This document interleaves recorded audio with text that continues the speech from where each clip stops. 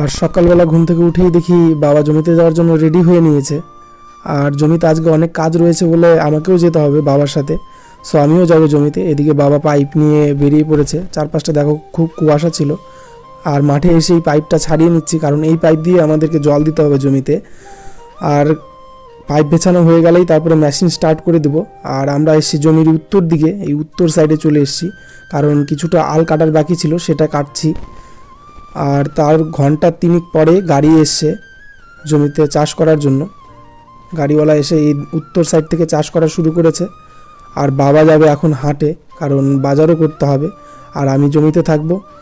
এইদিকে আর বেশ শীত ছিল, ঠান্ডা জলের মধ্যে কাজ করছিলাম। ভাবলাম একটু আগুন তাপিয়ে নিই। আমি ততক্ষণ আগুন তাপাতে থাকি। আর ভিডিওতে অবশ্যই তোমরা বেশি বেশি শেয়ার করবে। আর দেখা হবে আর একটা নতুন মিনি ব্লগ ভিডিওতে। সবাই ভালো থাকো, সুস্থ থাকো।